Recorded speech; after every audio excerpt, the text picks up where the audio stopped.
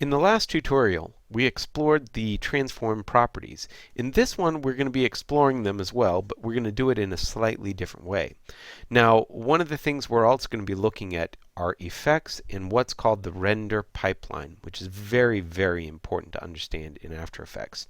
So one of the things that I'm going to do, I'm going to start off with just having a single solid, and then no animation on it yet, so if you have any, let's go ahead and clear that all out and just start off with a new solid.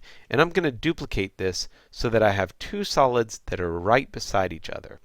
Now, they're a little bit big, obviously, so I might scale them down just a little bit. And that's kind of cool. If you've never tried this, you can actually scale multiple objects at once in After Effects. And they all scale to the same properties as you click and drag. So I think that's awesome.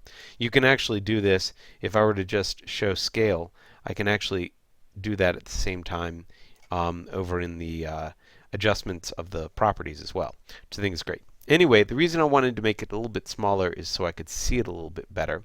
And I'm also going to apply a little bit of rotation to them.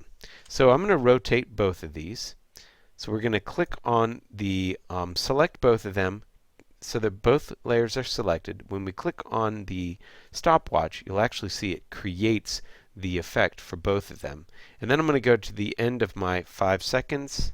So get to 5 seconds. I'm using the control left and right arrow to nudge to the right time. And I'm going to go ahead and apply maybe 3 rotations for both of those. And you'll see now they are rotating so that they have 3 full rotations. Now the reason that I'm doing this, that I think is really important, is because the next thing I'm going to do is apply to one of these. I'll maybe do the one on the right, even though it's the lower layer here. I'm going to apply an effect. That effect is going to be under Perspective, Drop Shadow. And with this drop shadow, the problem right now is that you can't really see it, but if you turn on your opacity, or let's say your, what's it called again? Transparency grid, then you'll be able to see it. Anyway, I'm going to change the distance so it's a little bit further out, and maybe even change the softness just a little bit. It looks a little bit more like a drop shadow. But what I want to see is that that drop shadow is rotating around the object. And that's not necessarily what I want. I really want the object to rotate, and I want the the object to rotate and the drop shadow to be applied after the rotation. So here's what's going on. As we look at this, and I open up this particular layer as much as I can, then what I'm going to do is, let's see, I need to see everything, so I'm going to close it and open it back open. You'll see it has effects, and it has the drop shadow as the first effect, and then it's got the transform after that. Well, it just so happens that the render pipeline is what determines the order that things render. And for any given layer, it renders from the top down. So it renders the effects first, or actually it renders what the layer itself looks like, which is the blue, then what size it is and everything else. Then it renders the effect, and then the transforms after it. What I'd really like to do is get it so the transform happens before the, or the rotation happens before the drop shadow. So, one way to do this. If I want to do the same thing over here, I'm going to actually copy the drop shadow. I'm going to paste it over to that.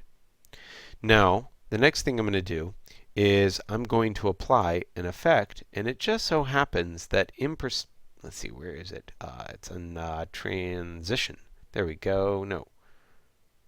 I should know where this is. Distort, that's right, where it is. It's in Distort, which is a really long one, but at the bottom of this we have Transform. That Transform is basically the same thing as the other ones. If you notice, we have Anchor Point, Position, Scale, then we have Skew, which is a little bit different. We have our Rotation and Opacity, and this thing called Shutter Angle.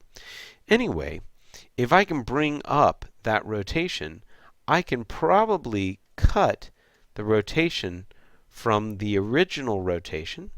So I'm going to cut that from there. And then I'm going to open up the properties here so I can see the transform. and I'm looking for rotation right here. So I might even click on that so I can make sure I know which layer it is. Then I select that and paste. So I've just pasted the transform rotation from the main property of transform to the effect called transform. Now, because these are effects, I can actually change the order, and it's very easy to do. You can just click and drag on the name and drag one right underneath the other.